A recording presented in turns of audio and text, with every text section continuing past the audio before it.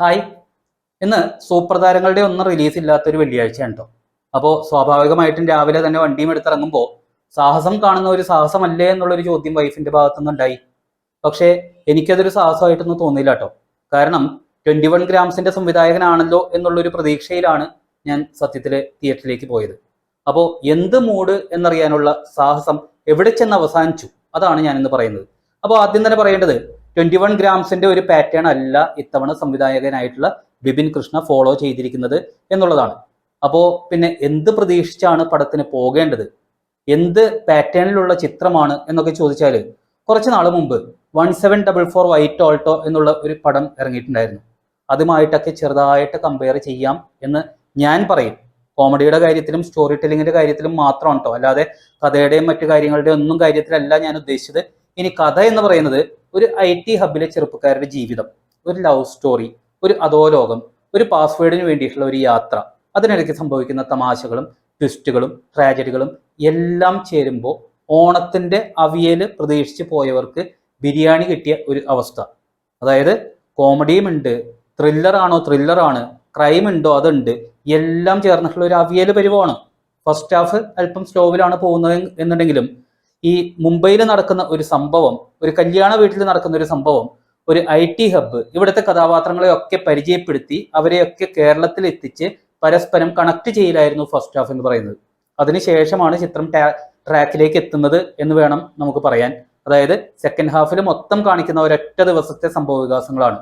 ഇതിൽ നായകനായിട്ട് നമ്മളുടെ റംസാനാണ് കേട്ടോ.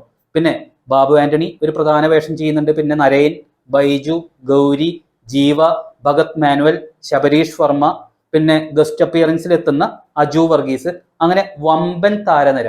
അങ്ങനെ 2K പിള്ളേരുടെ ഇഷ്ടപ്പെട്ട താരങ്ങൾ കൂടുതൽ. ഒപ്പം ലൈഫ് സ്റ്റൈലും മെട്രോ ലൈഫ് സ്റ്റൈല്, പിന്നെ എല്ലാവരും വളരെ കളർഫുൾ ആയിട്ടുള്ള ഡ്രസ്സുകളാണ് ഉപയോഗിച്ചിരിക്കുന്നത്. അങ്ങനെ മൊത്തം 2K പിള്ളേർക്ക് വേണ്ടിയിട്ടുള്ള ചേരുവകളും ചേർന്ന, ഒപ്പം ഫാമിലി എലമെന്റ്സും, അതുകൊണ്ട് തന്നെ എല്ലാവർക്കും കാണാൻ പറ്റുന്ന ഒരു നല്ല മൂവി, വെൽ മെയ്ഡ് മൂവി എന്നൊക്കെ പറയാവുന്ന ഒരു ചിത്രം. ആദ്യ പകുതി ചെറുതായിട്ട് നമ്മളെ നിരാശപ്പെടുത്തി എന്നുണ്ടെങ്കിലും സെക്കൻഡ് ഹാഫിലൂടെ അതെല്ലാം നികത്തി തരുന്ന ഒരു വെൽ മെയ്ഡ് മൂവി എന്ന് തന്നെ പറയേണ്ടി വരും. അതിൽ റംസാൻ ഒരു ബ്രേക്ക് ത്രൂ കിട്ടാൻ സാധ്യതയുള്ള ഒരു സിനിമയായിരിക്കും ഈ സാഹസം എന്ന് പറയുന്നത്. കാരണം ആദ്യം മുതൽ അവസാനം വരെ, അതും അത്യാവശ്യം സീരിയസ് റോള് കൂടിയാണ് റംസാന് കിട്ടിയിരിക്കുന്നത്. അത് നല്ല രീതിയിൽ കൈകാര്യം ചെയ്തിട്ടുണ്ട്. പിന്നെ ബൈജു ഏത് റോള് കൊടുത്താലും നല്ല രീതിയിൽ ചെയ്യുന്ന ഒരു മനുഷ്യനാണല്ലോ.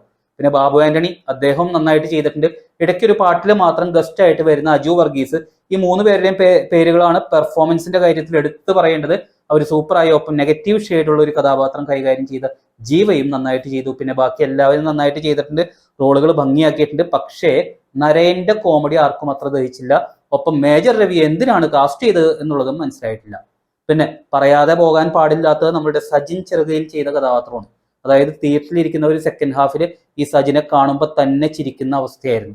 അതായത് സീരിയസ് ആയിട്ടുള്ള സീനുകളിലൊക്കെ നമ്മളെ ചിരിപ്പിക്കുന്ന, രണ്ടാം പകുതി മൊത്തം ഒരു മാവേലിയുടെ വേഷത്തിലെത്തുന്ന ഒരു മുഴുനീള കോമഡി കഥാപാത്രമായിട്ടാണ് സജിനെ കാസ്റ്റ് ചെയ്തിരിക്കുന്നത്.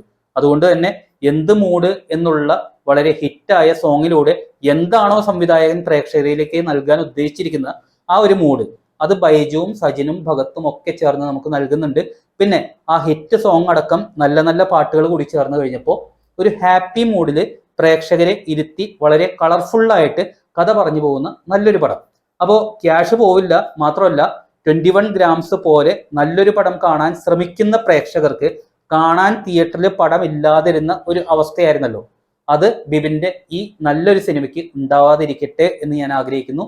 നമുക്ക് ആഗ്രഹിക്കാനല്ലേ പറ്റുള്ളൂ. തിയേറ്ററുകളിലേക്ക് പടം എത്തിക്കേണ്ടത് PR മാരും ഡിസ്ട്രിബ്യൂഷൻ കമ്പനിയുമാണല്ലോ. അപ്പോൾ നല്ലൊരു പടമാണ്, പറ്റുന്നവർ പോയി കാണുക. കണ്ടവരാണെന്നുണ്ടെങ്കിൽ അഭിപ്രായങ്ങൾ കമന്റിൽ ഒന്ന് രേഖപ്പെടുത്തുക. So bye bye.